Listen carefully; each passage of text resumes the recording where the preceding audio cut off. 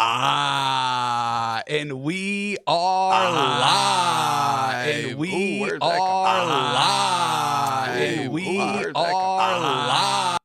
There we go. Okay. And now we are live. Welcome back to Takes by Fans. It is June 4th, 2025. I'm your host, Saint Nick, and we got a great show for y'all tonight. Folks, the day has finally come, baby. Championship finals are starting tonight, baby. NHL Stanley Cup finals start tonight. We got the NBA finals starting tomorrow night. So that little lull that we've been in has finally seceded. Done, gone. And now we can focus on picking out a champion, baby. So 8 p.m. tonight, Stanley Cup finals. We've got the Florida Panthers and the Oilers, and we know this is a rematch from last year where the Florida Panthers ended up taking it all in 7 games. Great series. Florida went up 3-0 early. Oilers take the next 3, but the Panthers get it done in Game 7. Now, they are in Edmonton for Game 1 tonight, but I'm going to be taking the Panthers here, folks. And I'm not just taking Panthers money line at plus 100. No. I'm taking them on the 60-minute line. Ain't no overtime tonight. Give me the Panthers plus 175. This is going to be our daily bet. I am going to put it in the Discord. Once again, we do a daily $100 bet. And when we cash, baby, we give away the winnings to the Discord. So this is going to be our bet today. Just a nice little one-legger. Let's get this Discord warm, baby. So potential $175 going to the Discord today if the Panthers can get it done in regulation. So make sure you come join the Discord at whop.com/takesbyfans and earn a little money while listening to really the only sports talk show you should be listening to, folks. Okay. So we've got the Stanley Cup Finals on tonight. We'll be watching that live during our live show tonight, streaming from 7 to 10 p.m. So make sure you come join that as well. But let's get into the show. And look, this just dropped. We saw the release of the Madden cover earlier this week. Saquon Barkley, we stand for the running backs, pay him more. Hopefully EA and Madden paid Saquon Barkley a huge bag because him on the cover with the backwards hurdle is going to drive up sales like nobody's ever seen before. This could be the best-selling Madden of all time just because of Saquon Barkley. So shout out to the running backs. Now, we do have the official reveal trailer here, and I have not seen this yet. This just dropped before I went live, and so I want to play here, a little live reaction. But the only thing I'm looking for in Madden 26 is draft champions to return. That's the only game mode I like. That's the only game mode I enjoy in Madden. Stop with the ultimate team where you got to spend $5,000 every single year, and then they just keep releasing better cards later in the year. So why am I buying early? Blah, blah, blah, blah, blah. It's enough. Give me the draft champions, new team, new cards every single time you play, all right? So put it back in the game. They take it out of the game because you don't have to pay for it. I mean, classic business. I'm so sick. I'm so sick of being told, well, that's just classic business. I heard it all day today during all the talk shows. Well, the New York Knicks are just doing business. This is business. When is business fair? Blah, blah, blah. I'm over classic business. It's 2025. We're going to be starting doing business a little bit differently from here on out. People are going to start getting paid. You hear me? I'll lead the charge. I got the running backs paid more money, folks. I mean, my voice, it carries a little bit, folks. Let me digress.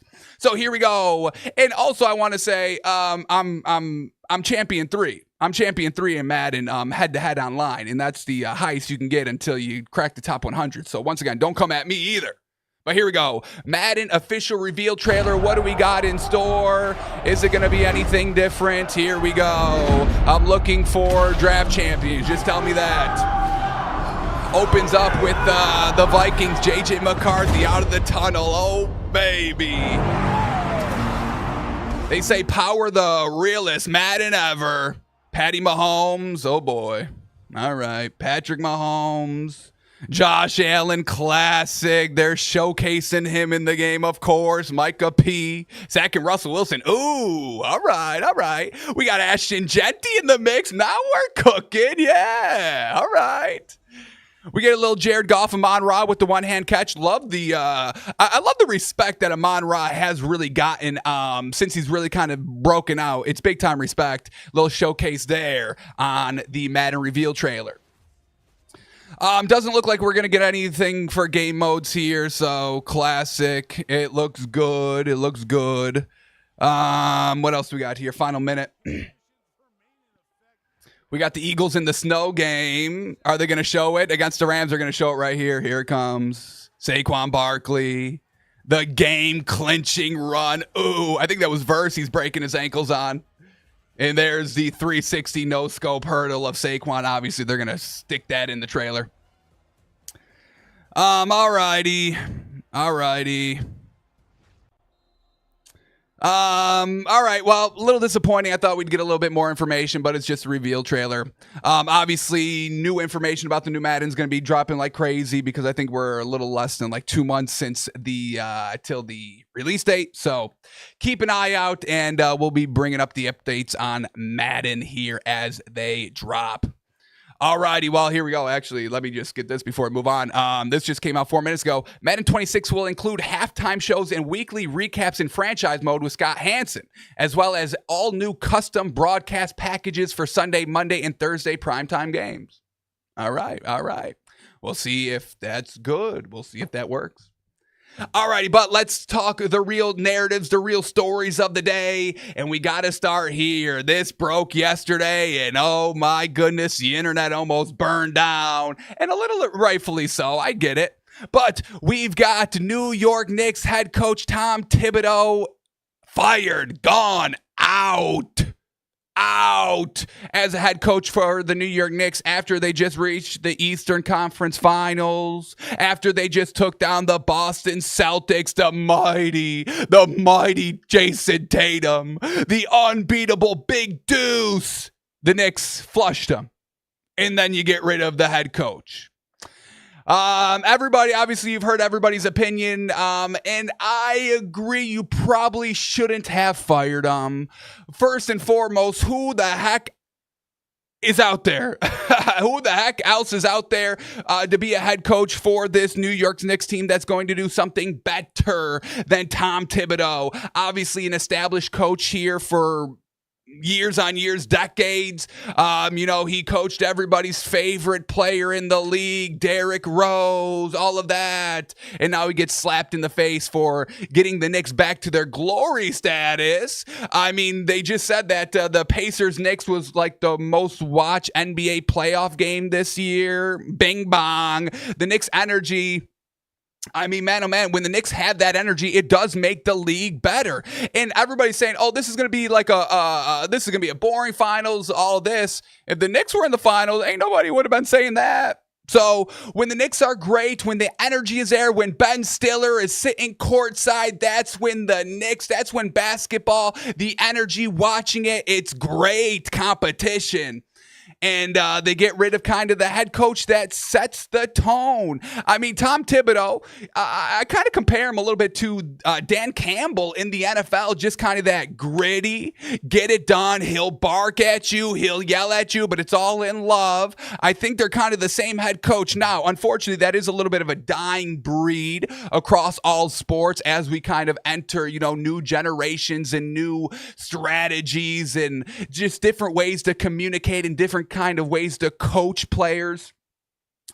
We're kind of I don't want to call it a soft era, but we're kind of we're getting away from like the yelling. I think we're all just getting away from the yelling. I don't think it's necessary to just bark and yell 24/7 to lead to success. I think we've kind of seen that in the NFL and the NBA a little bit here that you don't really need to yell. Nick Sirianni, a little bit of a barker. He just won a title, so it can still work, and everything, can work, and there's always going to be outliers to almost every single rule. But we got kind of, the Andy Reid, he didn't really, he's not a big barker or yeller. He's more of a talker, and he has a dynasty with the Chiefs. And once again, we had Bill Belichick, big barker, big yeller. And once again, that also did translate to a dynasty. So there's different ways, different styles. They can all work. And we've all seen, almost every single style work. I do just think we're transitioning a little away from this style as we get, the TikTok dancers and some, players painting their nails and all that. So Tom Thibodeau out. He made the playoffs in 4 of 5 years, led the Knicks to consecutive 50-win seasons, got more wins every single year, and they can them. And it's real interesting the time they start to can them, because we're starting to move away from the super teams and just building depth.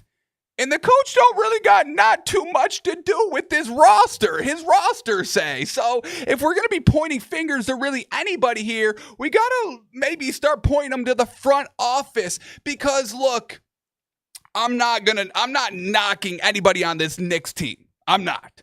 Jalen Brunson's the biggest dog, but everybody says he's not a superstar. He's too small to be a superstar. And we see that, when you see Jalen Brunson play, he gets nothing easy because he is small, but he's such a dog. And once again, that's what, Tom Thibodeau instills in New York basketball culture. You got to be a dog. And that's what Jalen Brunson was doing all playoffs long. Taking the game into his hands, big time dagger, clutch threes, getting to the paint, even though he's 6'2" and everybody else is just towering over him. He doesn't have the deepest bag. He is 6'2". Kyrie Irving's 6'2", and Kyrie Irving's got an endless bag. Jalen Brunson doesn't got his bag, but he's still able to produce, not at the level of Kyrie Irving, because I'm not going to disrespect Kyrie like that, but he's kind of close up there. Then we got McCall Bridges, who, is not a superstar. Great defense. He struggled mightily from 3 this season, and especially in the Eastern Conference Finals and a little bit all through the playoffs. We got Josh Hart that, he's not a shooter. He's a dog. Great defender. He can rebound. I've got no problem. Once again, OG Anunoby. Nobody really thinks of him as a big-time shooter. And he was kind of shooting all right this season, but nothing like to the lengths of like a number 2 shooter of a really number 3. And then we get Karl Anthony Towns, who had a fantastic offensive postseason. A lot of people were knocking him on his defense, especially in the Eastern Conference Finals. So it's really just interesting here how we're supposed to be building depth, and like Jalen Brunson's the 1, Cat's the 2, who's the big, and McCall Bridges let y'all big down. So they don't have all these deep pieces like the Pacers have, like what the league is trending towards, and now you're going to point fingers at the head coach for it? I don't love the call. We get the official statement by Leon Rose of the New York Knicks, says, quote, "Our organization is singularly focused on winning a championship for our fans." Well, Tom Thibodeau brought y'all the closest in 25 years, so that's interesting to say. This pursuit led us to the difficult decision to inform Tom Thibodeau that we've decided to move on in another direction. All right, kind of, not making sense here. Our single goal is to win a championship. He got us the closest that we've won to a championship, but we're going to go to a different path. Okay. We can't thank Tom enough. We just can't thank him enough. Well, you could have thanked him enough if you didn't fire him. That would have been thanks enough, not firing me. I digress. We can't thank Tom enough for pouring his heart and soul into each and every day of being a New York Knicks, being the New York Knicks head coach, and that he did. He led us not only with class and professionalism for the past 5 seasons, but also to tremendous success on the court with 4 playoff berths and 4 playoff series victories. Ultimately, we made the decision we feel is best for our organization moving forward. Tom will always be a part of our Knicks family, and we truly wish him nothing but the best in his future, just not with us. So that's the official statement. A little interesting. Once again, Tom was the only one that brought y'all relevancy in the last 25 years. All right. Now, with that being said, everybody's getting crazy on who the next head coach should be. Now, there's one name that if anybody says you need to be gone, you need to be exiled, along with this man. And unfortunately, Barstool put it out there. Barstool said it. Doc Rivers. I mean, the biggest takeaway is, why was Doc Rivers not fired before Tom Thibodeau? That should have been the real outrage. Not that Tom Thibodeau was fired, but that Doc Rivers is still a coach while Tom Thibodeau is not. This man needs to be exiled from the league. I don't care. Doc Rivers, well, he won titles with the Celtics. He was great with the Celtics. Folks, that Celtics team was great by itself. Doc Rivers held them back. They won one title. Doc Rivers, coaching history, folks. One championship. One championship in all those great teams that he had, right? Started in Orlando, nothing. Then he gets the job with those great Celtics, Paul Pierce, Kevin Garnett, Rondo, Ray Allen. And once again, underperformed. One championship in 1, 2, 3, 4, 5, 6, 7, 8, 9 years. 9 years, one final appearance, only one finals win. Okay, that's what's keeping Doc Rivers' legacy alive. After the Celtics, he goes to the Clippers with, hey yo, the most exciting time in basketball, baby. Lob City, Chris Paul to Blake Griffin, and I'm talking prime Blake Griffin, baby. Not this, I'm overextending my career here, just skipping everywhere. No, I'm talking like that great 2 to 4 year prime stretch where he was dunking over everybody. Him, Chris Paul, DeAndre Jordan. I mean, absolutely fantastic. Shout out Ryan Gomes, Randy Foye, yes sir, on that team. And can't get it done ever. The best win in Doc Rivers' tenure as the Clippers coach was Chris Paul Game 7, right hand over Tim Duncan for a game-winning layup. That was that. That was his greatest success moment as the Clippers head coach. And I think it was kind of, it might have been in the Eastern Conference semis.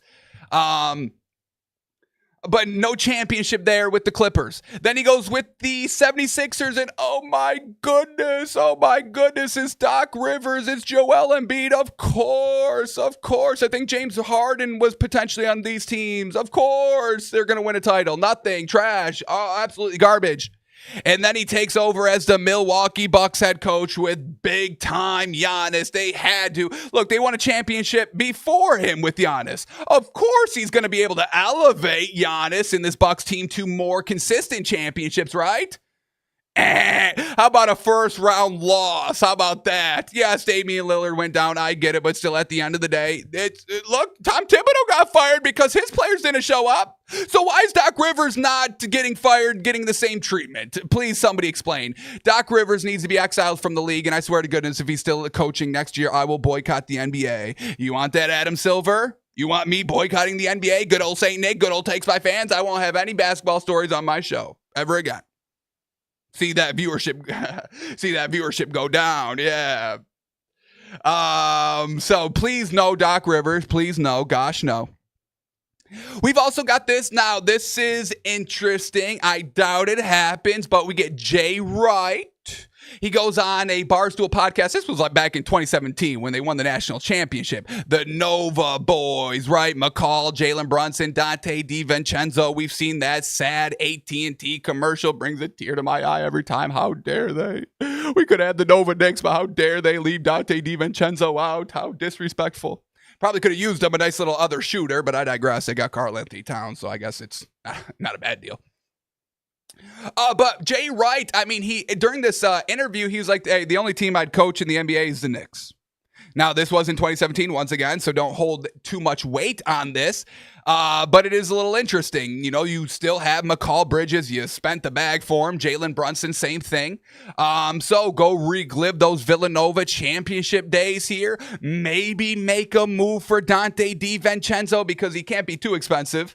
He didn't do too great with this Timberwolves team this year. Kind of disappointed me big time.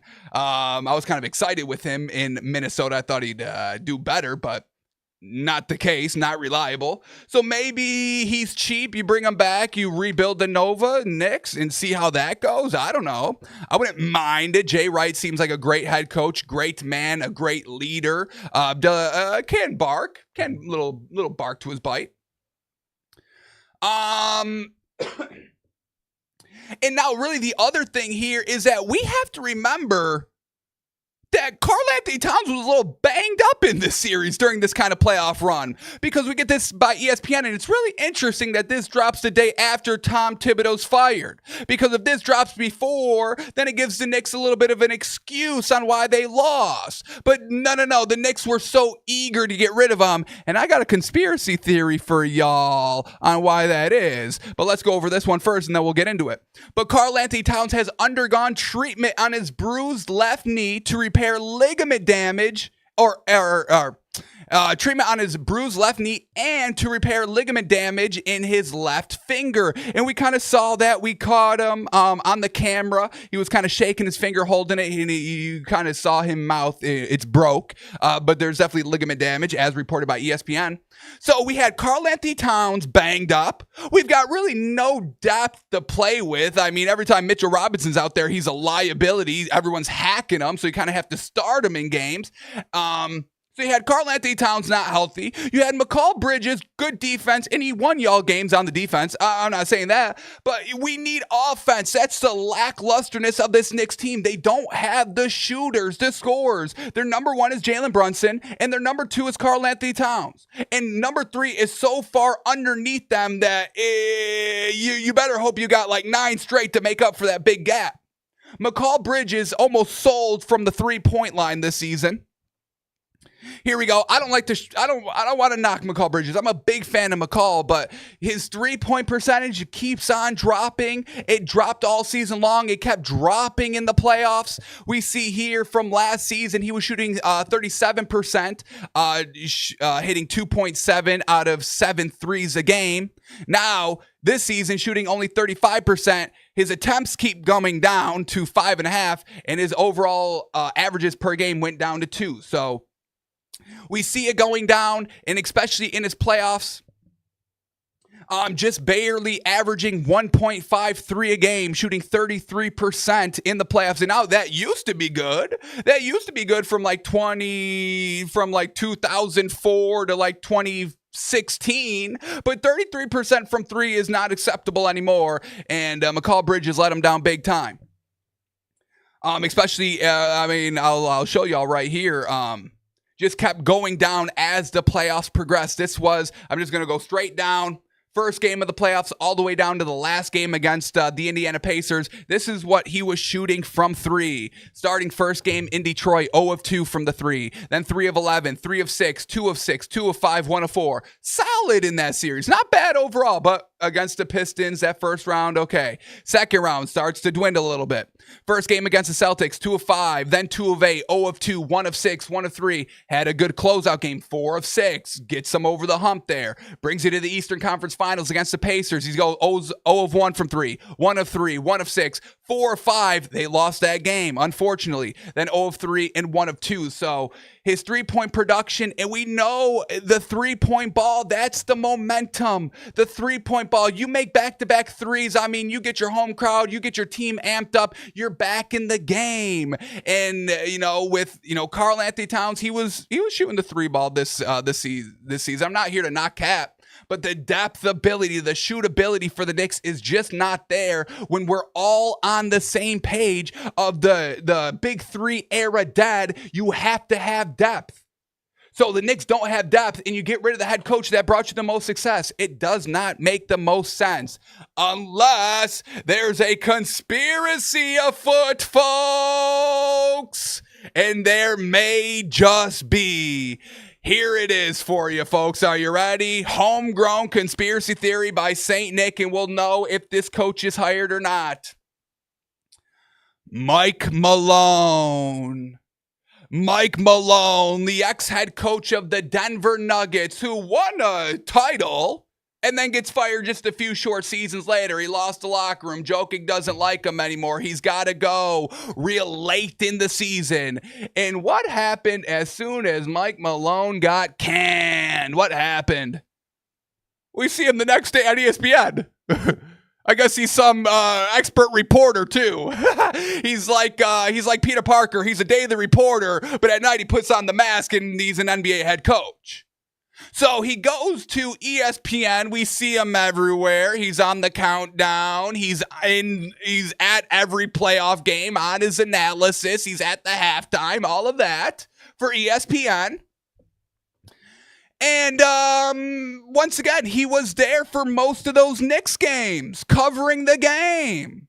So maybe a little bit of, hey, the Knicks front office, talk to him a little bit, because he's at the game. He's just reporting, have maybe a little conversation. Hey, you were a coach, right? You won a championship, right? Oh, that's interesting. And if Tom Thibodeau doesn't win a championship, maybe you come over here. I don't know. I'm not talking. I'm just saying. Hey, you're here. I'm here. That's interesting. Championship coach. I'm here. You're here. This guy may not be here. Who knows? Interesting. Because once again, who was really the person that got Tom Thibodeau fired, folks? The national media. Everybody remember the big time narrative of, oh my God, Tom Thibodeau's rotations. Oh God, I've never seen rotations this bad. Holy cow, rotations are trash. Oh my God, did he really just do that? That's his rotation here? With that great depth that he has, these rotations are trash. He's got to go. That was kind of started on ESPN, I'm pretty sure, folks. Maybe Mike Malone even started that. I don't know. But it's real interesting how this all shook up, folks, shook out. And if we need, we don't need to look too far for a little shadiness in the NBA. I'm not claiming anything. I'm just saying, the whole Luka trade didn't make a lot of sense. Now people are kind of, hindsighting. Now some people are hindsighting. He actually knew what he was doing. Luka truly was fat and couldn't play defense. Wow, the man's a mastermind. So we'll keep an update on this Knicks head coaching search. But if Mike Malone is named the coach, it's got a little fishy smell to it. That's all I'll say. And please, for the love of everything holy, do not hire Doc Rivers. Please, goodness, no. Real quick before we move off of this, I was watching ESPN this morning, and I will give big time credit to Jay Billis, who threw a name out for the Knicks, Ime Udoka, as the new head coach. Obviously he's the current head coach for the Rockets, and they just had big time success. What did they finish? 2-3 in the West? Oh my goodness. He had success with that Celtics team before the whole debacle, before the whole scandal came out. Went to Houston and just once again he did his own thing. Did the same thing. Took the team, took it good, got it top 3 in the Western Conference, and there's no signs of slowing down. So if they can poach Ime Udoka from the Rockets, I would have no problem sending Tom Thibodeau out the door. I would have no problem with that. So watch out for this coaching search. Obviously we'll keep updates on it, but real interesting here, folks. Real interesting. And we can't feel too bad for Tom Thibodeau because he's still getting $30 million guaranteed, fully guaranteed by the Knicks. So he's still making that money, baby. Shout out to Tommy T. All right, a few basketball stories here just to kind of wrap it up. But we've got somebody's a little tired of this whole who's the next face of the NBA, because there isn't one.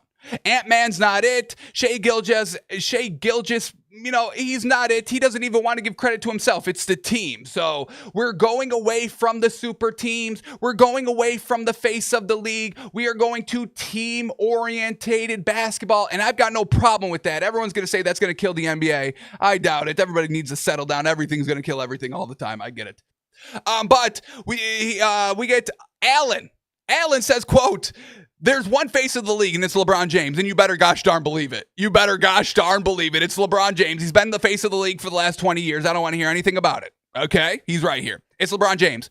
You know when you'll know who the next face of the league is. He'll let you know. We're trying to push LeBron out of the league and find the next one. There is no next one. Stop pushing everybody out of the league. Can we enjoy the greatness while it's here? No, what's the good old Andy Bernard quote? I wish somebody would tell you you're in the good times. Let me get the actual quote up because I think I just beefed it big, but it's absolutely fantastic. We're in the golden times right now, folks. Stop looking ahead. So we gotta stay in the golden moment. Here we go. Andy Bernard. Good old days. Good old days. Let me get some volume here. Here we go. 22 seconds of good old Andrew Bernard. Listen and listen closely here, folks. The weird thing is, now I'm exactly where I want to be. I got my dream job at Cornell. And I'm still just thinking about my old pals. Only now they're the ones I made here. I wish there was a way to know you're in the good old days before you've actually left them. I just got goosebumps. Folks. I wish actually left them. Before you've actually left them. Here we go. Oh, you're in the good old days? I wish you know you were in the good old days before you actually left them. We're in the good old days right now, folks. We've been in the good old days for the last 20 years because of LeBron James. Stop trying to force him out, okay? Pay a little respect. And yes, LeBron, we do want the farewell tour, so don't pull no quick, oh yeah, I'm done. I'm out. No. You don't get away that easy. I'll be at every game on the farewell tour. More quick stories here. Interesting. On the hot seat. ESPN could replace Doris Burke next season per Andrew Marchand. Says, quote, Burke's spot is not guaranteed for next season, according to sources familiar with ESPN's preliminary plans. While bringing the Basketball Hall of Famer under a long-term deal is not going anywhere, ESPN will evaluate its entire roster. Now, why this is a little interesting here is because I think Doris Burke may have lost her fastball a little bit. Obviously, shout out big time to Doris Burke, an absolute legend here. Once again, she spanned decades here, calling games. But some, calling Shai Gilgeous a free throw merchant on a national broadcast. I don't love that. I don't love that we're bringing that into it, especially when everybody else on the kind of announcing team was like, yeah, that's not even right. And then even her herself was like, yeah, I know. It's like, okay. All right. So maybe she lost her fastball a little bit. But either way, shout out to Doris, and we'll see what happens with her. But yeah, I think that's all I had to say on Doris Burke. Shout out. We've got the new Orlando Magic logo and uniforms just unveiled also yesterday. And now look at this, the logo. Love it. Love it. Orlando Magic, big old basketball, couple of stars, all the black, white, and blue. Absolutely looks good. Looks very good. We've got some different colorways here and different, logo secondaries and all that. Once again, all looking very good. I've got no problem with anything here. But this is what I do have a problem with. The Orlando Magic here. Look at this, the Kia Center. The Kia Center, folks. How about I come and steal the logo? This is going to be the new logo of Takes by Fans, baby. If anybody can steal the cars by putting a USB charger in them, well, I guess I can steal logos too, right, Kia? Oh, sorry, this logo wasn't too protected. All I had to do was just copy and paste. It's that easy to steal a logo, Kia. I had 2 Kia stolen, folks. 2 of them. Shout out to Kia boys. So I think this logo now belongs to me. I will be using this for the new Takes by Fans logo. Thank you. Thank you, Orlando Magic. Thank you, Kia. Giving me free logos out here. I appreciate y'all. And then the final look here, we do have the uniform set. I like the all white, the pinstripe with the white. The black and blue pinstripe, it's okay. A lot of just that, the pants black and the bottom of the shirt black. It's a lot there, but it still looks fine. And the blue looks fine.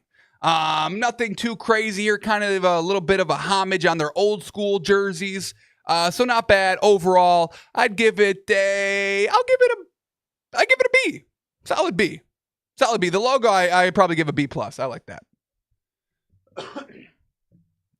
Alrighty, real quick, 2 more basketball stories to close us up here. Report here that the Phoenix Suns are aggressively trying to trade Kevin Durant. They're actively lowering the price almost day by day just to kind of get them out before the NBA draft and all that so they can move on with their season, their plans.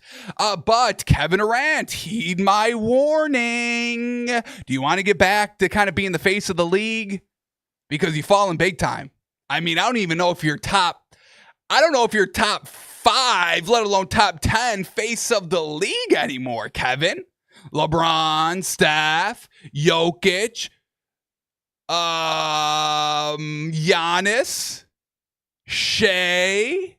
I mean, people are already saying, is Shea going to be the best Thunder of all time if they win a title here? So, I mean, that's how people are talking around the league. You can make an argument for maybe Tatum. I don't know if I agree with that one, but, people like Tatum and the Celtics. We know some people out there. Luka Doncic, maybe a little bit bigger of a face. So, I mean, maybe 9 or 10 we can squeeze you. But Cooper Flag, when he gets drafted, will they talk about him over you, Kevin?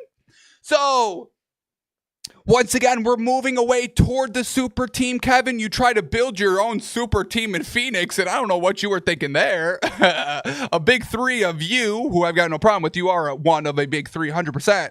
But then Bradley Beal and Devin Booker, we know Bradley Beal not no big 3, big 7, big 8. Don't get me wrong. And look, I'm not a lot of people hate on him, but I'm not the biggest Devin Booker fan. I don't even know if he's like a big 2 or 3. I'd put him as a big 5. Sure, he's my 5th option. Perfect. Devin Booker as a 4 or 5. Fine. But I don't know about no big 3. So Kevin. I'm sure you'll have a hand in where you go. You better choose wisely. Go back to Golden State, perhaps. Go to LA. You, LeBron, Luka, and we're hearing that a little potential Jokic. Now that's a super deep team. Could you imagine we go from super team to just a full team to a super full team? They're billions of dollars into the luxury tax. LeBron, Luka, Kevin Durant, and Jokic. I mean, now we're cooking. I'd watch that. So, Kevin, make a smart choice here, my friend. Make a smart choice. And then the final thing here, folks, I finally got y'all. I finally caught y'all. Look at y'all caught red-handed. 4K, Ultra HD. Look at y'all. Look at y'all. This artist sucks. Is this the guy that flips off the piano? Shane Gillis. Is this the guy that says, huh? Shane Gillis, everybody. Yes, it is. It is. It is Benson Boone. It is Beautiful Things. Please stay.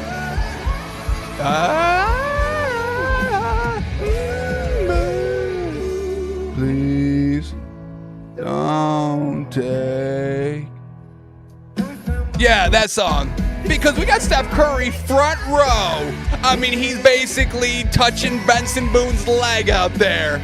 Oh, singing along, bopping, recording so he can play it back every night. This song is good. Shout out Benson Boone. Okay? You can pretend like you don't like it. Benson Boone, hey, get alone. Hey, Benson Boone, Beautiful Things playing this trash song, right? Yeah. But then you go, and you start to bop a little bit. So go ahead, keep hating the song. I won't. I stand with Benson Boone and I stand with Steph Curry. Knock it off, folks. Knock it off. Alrighty, let's shift gears to the NFL, folks, and I got a treat for y'all today. I got a big old treat for y'all today, and the treat is called value. The treat is called cashing in. The treat is called getting the most bang for your buck. It's called The Value's About to Disappear, folks, so get it while you can. And there's 2 instances. And this is such a momentous occasion, I made a little anthem for it, folks. So lock in, because the last call for value starts now.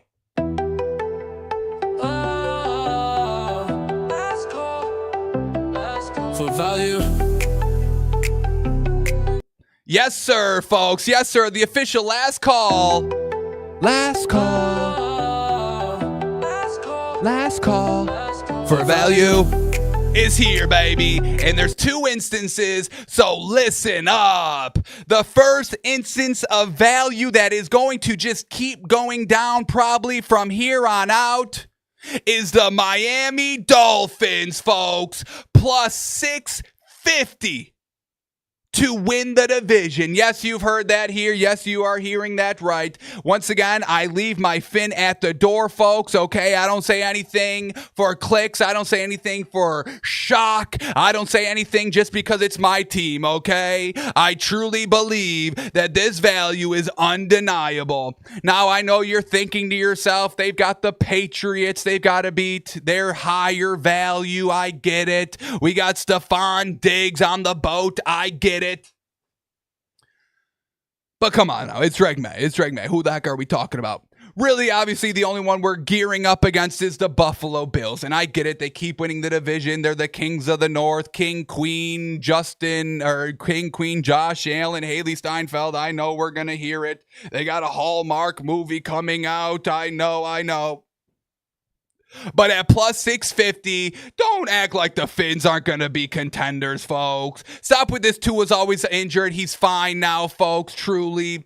He's learned, and I can show y'all what he's learning here, folks. So, Dolphins plus 650. Once people start to get a look at the OTAs and the practices, this is only going to keep going down. So, lock it in now. And this is why. First and foremost, the Dolphins were a mentally weak team last year and struggled with toughness. I don't mind y'all saying that. So what are they doing this year? What are they doing? Oh, it's raining outside. Let's go practice. Bink. Oh, we're not going to stay inside because it's raining. No, we're outside. Let's build that toughness. Let's get good in the elements, the rain, because that's where you need to be good in the playoffs. It's not going to be all sunshine and 90-degree days in the playoffs. No. It's raining, it's cold, it's snowing, and we got an open roof in Miami, so even if we get a home game, still could rain. And we are going to get the home game because we're winning the division, Bink. So, practicing out in the rain early on, setting that culture, that new era of Miami football. Ain't no mentally weak Finns over here, baby. No. And who was looking good in the rain? Who was looking good? Mr. Orange Jersey himself. And you're thinking to yourself, okay, orange jersey, they're just wearing their alternate colors. Okay, what's such a big deal with that? Well, they give the only orange jersey to the person that's actually doing great. The person that's putting in the work, showing that they're putting in the work in the previous practices.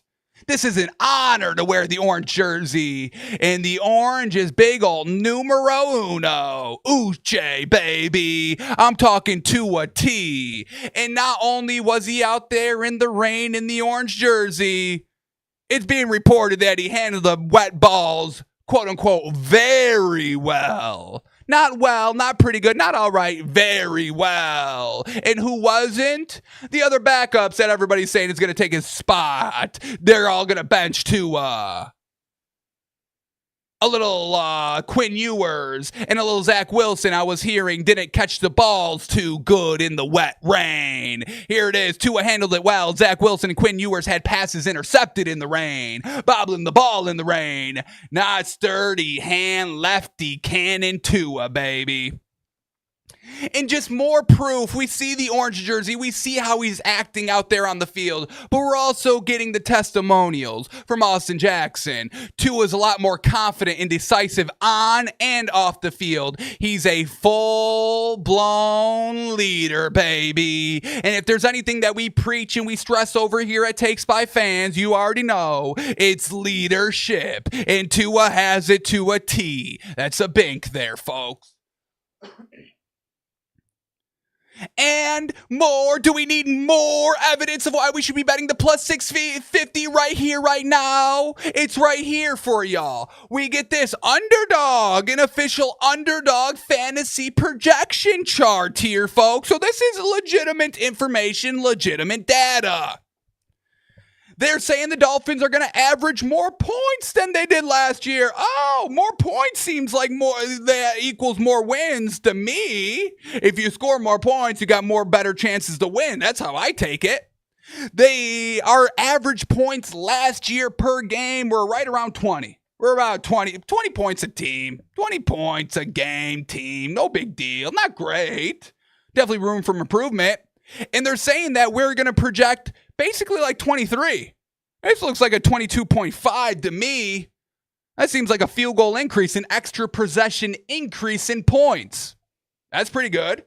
Because we just missed out on the playoffs like by one game. And we had 2 games that came down to a missed field goal or a game-winning field goal. So, bink again. Folks, am I being crystal clear here? Or what's the deal? Or do y'all just have fin syndrome where you can't see? Oh my God, I'm blind. I'm blind to the fins. I can't see them. Start opening those eyes, folks. I'm telling you.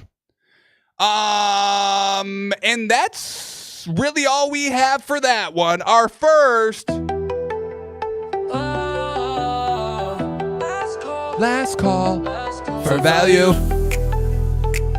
That's our first last call for value. Dolphins plus 650, folks. It won't get better than that. So get it while you can. And before we talk about the second instance of value here, folks, we had a little bit of a curveball thrown at us yesterday, and I don't like it. I don't like this at all. I thought we were in the clear. I thought we were going to keep Jonnu Smith. The trade was off the table. He was throwing out the pitch at the Marlins game. He was feeling good. We closed the books. But the book is back open here, folks, because we got yesterday at 5 o'clock. Adam Schefter says, back in it. Back in it. The Steelers renewed conversations today with Dolphins tight end Jonnu Smith, who is seeking a new contract. The trade between the Steelers and Dolphins is still alive, per source. Our leader, our tallest weapon out there. Can't trade him. I'm begging, I'm pleading. I beg, plead. Don't take these beautiful tight ends that I've got. Jonnu Smith, please stay. Don't take. So please, Jonnu, stay. You got to stay. I know you want more money. You deserve it. I get it. I truly do. I'll give you some. I'll try. I'll try my dangdest. But we got to stay here. Please, Dolphins, get it done. We need them. We need them. We need him for that plus 650, all right? Now, what is also potentially interesting, I'm going to throw a curveball to the curveball, and I'm going to potentially break some news here, folks. So, we've got the Jonnu Smith trade kind of back open on the table. And what kind of drops at the same time? What news drops at the same time? Another tight end. Not practicing at OTAs because of a quote-unquote strained muscle in his foot. Strained muscle in his foot? We had 9 months off. What were you doing? Were you tap dancing? What the heck were you doing out there, Kyle Pitts? Now, some could say that this is a trade phrase. This is a trade injury. Oh, we might trade this man. Hey, you can't practice. No, you got that foot thing, right? Yeah, you got that. You told me that foot was sore, right? You told me that, right? Yeah, you did. So you can't practice. It's all right. It's OTAs. Who cares? Take a few days off. Yeah, Kyle Pitts ain't practicing today because that muscle in his foot is sore. That strained muscle in his foot. Yeah, no, he's not going today. No. So let me paint this scenario. We trade Jonnu Smith. to the Steelers. This could be like a 3-team trade here, folks. The Falcons trade Kyle Pitts to Miami. And I don't know what the Falcons would get out of it, but that's the Steelers' problem, so don't come at me. So a nice little 3-team trade here potentially, because we keep hearing that, Kyle Pitts is trash. Everyone's trying to give him a final chance, but he's not going to do good because he's trash. Maybe Mike McDaniel's falling in love with a little Kyle Pitts action. And Miami's going to give him his final chance. Just a little interesting how these stories are dropping at the same time. So obviously we'll keep an eye out on it. But I wouldn't mind. Obviously, I love Jonnu Smith, and I really don't want to get rid of him. Great leader, great locker room guy, and just had the best receiving tight end season in Dolphin history. So we'll keep an eye on big old Kyle Pitts here, folks. All right, we're going to skip this one for today because I want to get into the last call, the other last call of value, but we will talk about this tomorrow on the show, so be ready. All righty, folks, but here it is, the second instance of last call for value. And the last call for value is the Jacksonville Jaguars to win the division at plus 260. I was starting to gush about this a little bit in the regular season. I started to gush about it a lot more when Travis Hunter got drafted, and now I'm almost overflowing with gosh because of the crazy news that they're trying to slide under the radar yesterday, folks. Here it is. Obviously, the only team that the Jaguars are kind of facing for the division is the Texans. It can be the Colts if Daniel Jones is a starter and is kind of progressing under a Shane Steichen system. But for right now, with it potentially being Anthony Richardson having kind of the leg up 51-49 over Daniel Jones, right now, the Texans are the only person standing in the way for the Jags to take the division. Now, we get this news yesterday that makes absolutely no dang sense. D'Amico Ryans has, quote-unquote, no concerns with C.J. Stroud not throwing at Texans OTAs and saying, quote, we're taking extra precaution with him. So we got C.J. Stroud not practicing or not throwing at OTAs because of shoulder soreness. Shoulder soreness? You haven't thrown in 9 months. Whoa. What's so sore about this shoulder? OTAs just started. You haven't thrown in 9 months. You haven't played football in 9 months. Shoulder sore should be fresh. Aaron Rodgers' shoulder is probably still sore because, he's 50, so I get that. But this is spring chicken C.J. Stroud. And that shoulder has soreness. From what? From what? And not only that we get that, we get kind of the overcompensation talk quote by D'Amico Ryans. You could have just said, hey, we're just taking precaution. It's just small precaution. He felt like it was sore. No big deal. It's just a little precaution. Why do you have to say, quote unquote, extreme caution? Or extra precaution, pardon me. We're taking extra precaution. Why can't it just be precaution? Yeah, we're taking a little precautious. It's a little precaution. It's nothing to worry about. We're taking extra precaution. Sounds like I need to sound the alarm here, folks. So extra precaution.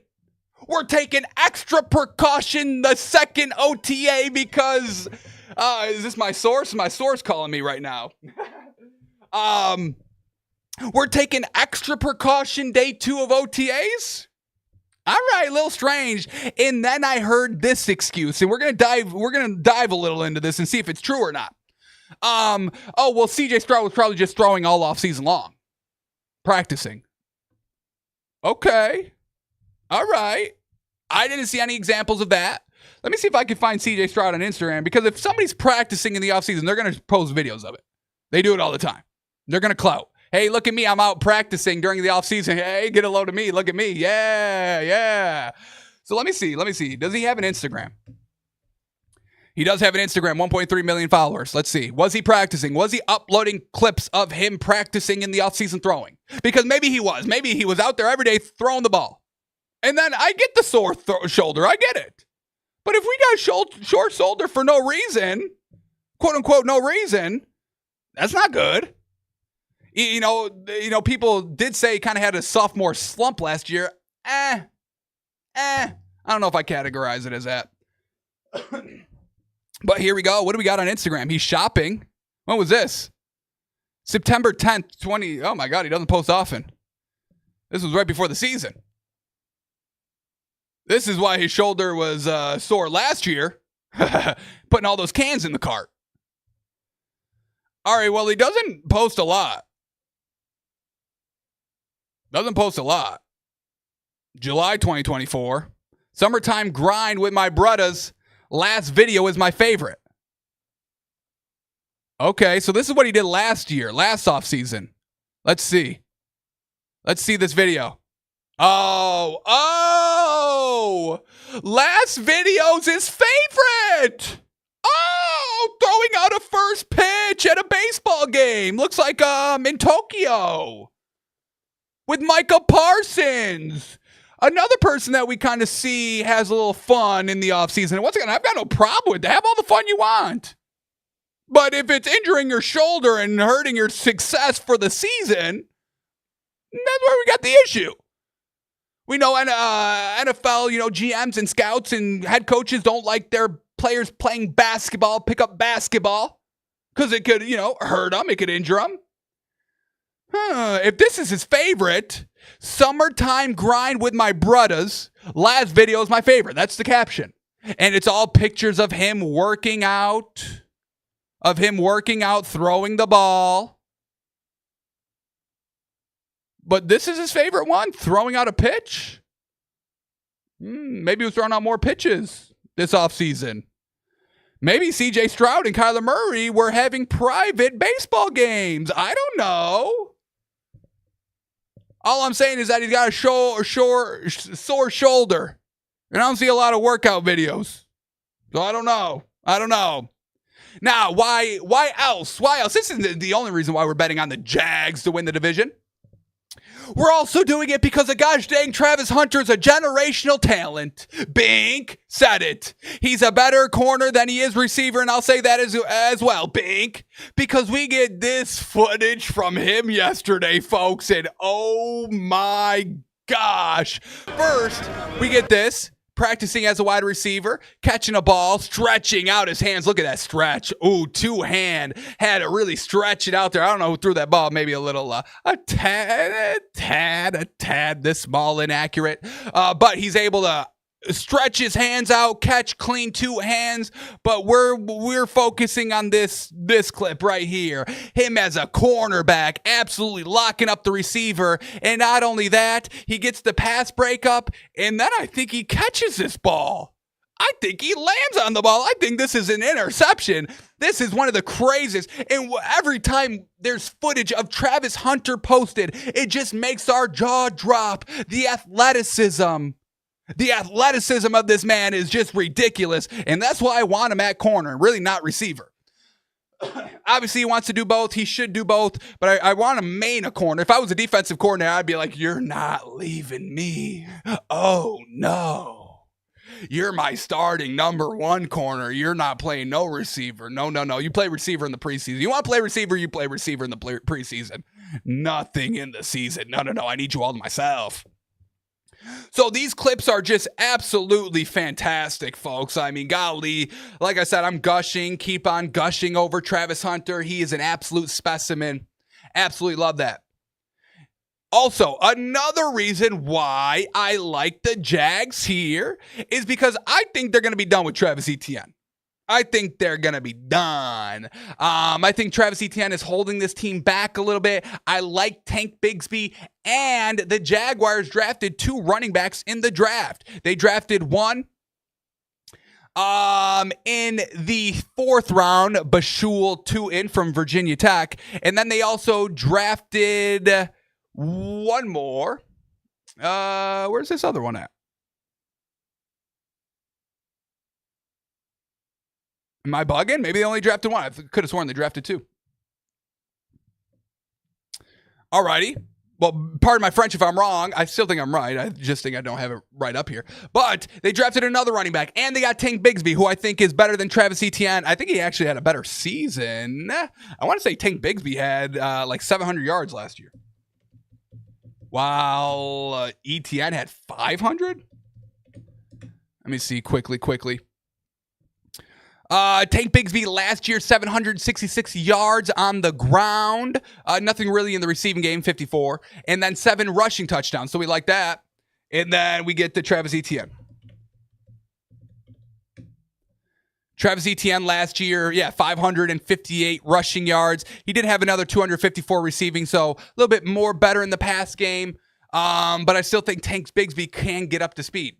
Now, we do have this quote here by new head coach Liam Cohn on Travis Etienne, and this is what he has to say. A little bit of dancing, I think, around here, but the official quote, he's done everything we've asked him to do and more. There's been a consistency. He can shine in ways in space. He's done a great job. I don't really understand some of the stuff I've kind of seen out there. That's absolutely inaccurate, so he's calling me inaccurate. We'll see what the field, who he plays on the field. We'll see if there's any trades late here, but I kind of like Etienne on the way out, or at least a little bit more of a diminishing role as they get the other running backs kind of running back by committee out there. So I think Travis Etienne a little bit more of a lesser load, and I think that's overall good for the Jags. No disrespect to Travis Etienne, had a great rookie season, but nothing great since then. Alrighty, so that is our second last call for value. Jags plus 260 to win the division. Once again, get it now because that value will just keep on dropping. All right, let's cover one more thing, and then we will get out of here for today. But, I clowned him a little bit yesterday on the show, and his head coach is sticking up for him. We get Seahawks head coach Mike Macdonald scoffs. He scoffed at me? Scoffs at suggestion Sam Darnold won't be starting quarterback, says, God forbid you're the worst player of all time because you made one bad throw or one bad decision. And I'm not saying that, okay, Mike Macdonald.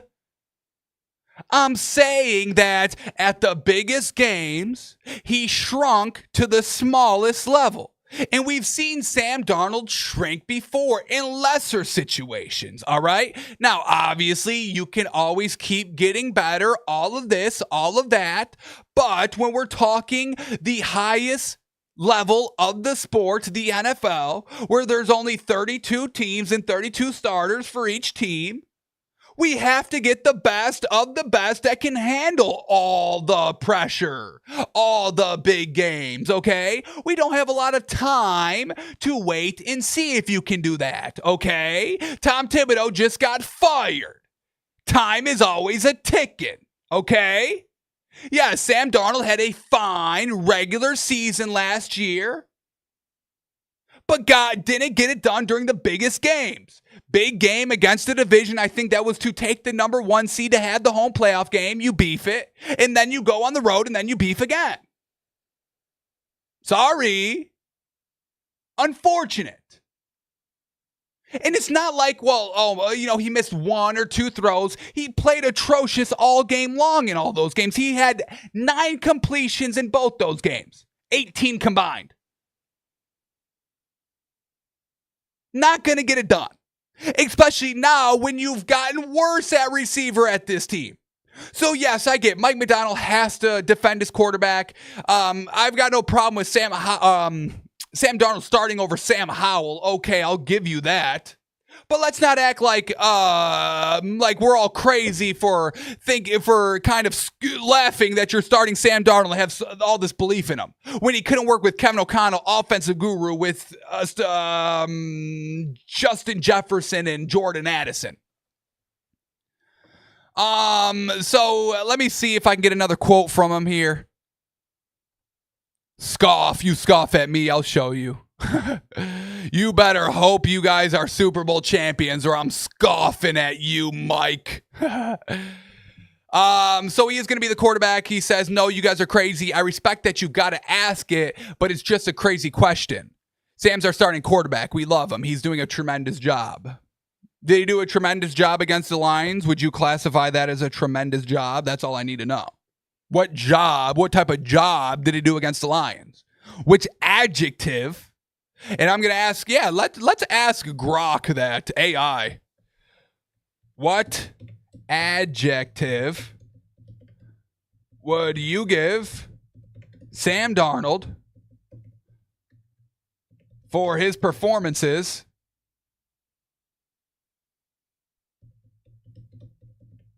against the Lions last season?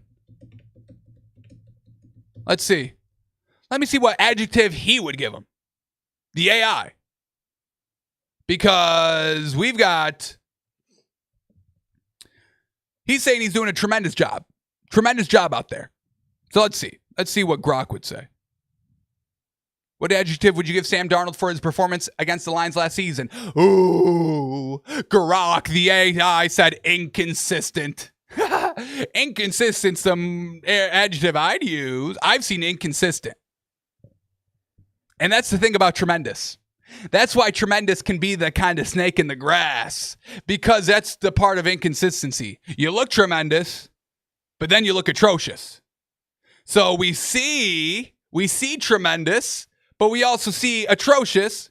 We get the inconsistent overall. Okay? Sure, you can look tremendous on OTAs against Air. Sure. But against the Lions, you looked inconsistent.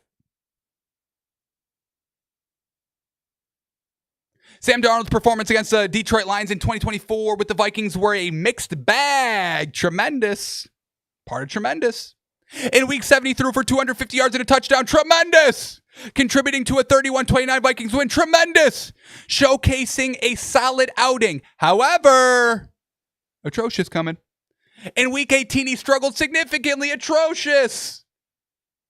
Completing only 18 of 41 passes, 43% completion percentage. Atrocious. For a season low, 166 yards. Atrocious. With no touchdowns and poor red zone efficiency. Atrocious. Leading to a 31-9 loss. Atrocious. This stark contrast highlights his inconsistency against the Lions last season. Inconsistent. Tremendous and atrocious. The Sam Darnold story. Inconsistent. So, obviously, the head coach is buying into him, but not St. Nick. Sorry, Seahawks. I think you're going to finish pretty low in that division, all right? All right. All righty, folks. Well, that's going to do it for us today. Got some nice coverages out there. Showed y'all where the value was.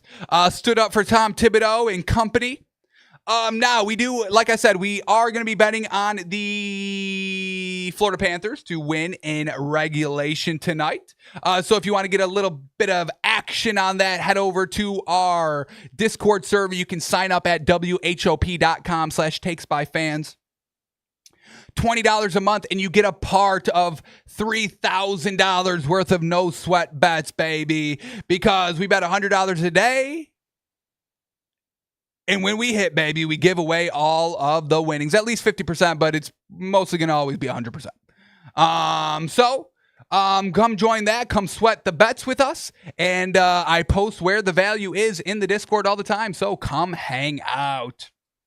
Alrighty, folks, I appreciate y'all listening. We have the live night show tonight, 7 to 10 p.m., streaming everywhere. And once again, we'll be back for our daily show, noon to 1 every day. All right, I appreciate y'all watching. Appreciate y'all listening. We'll see you again tomorrow, folks.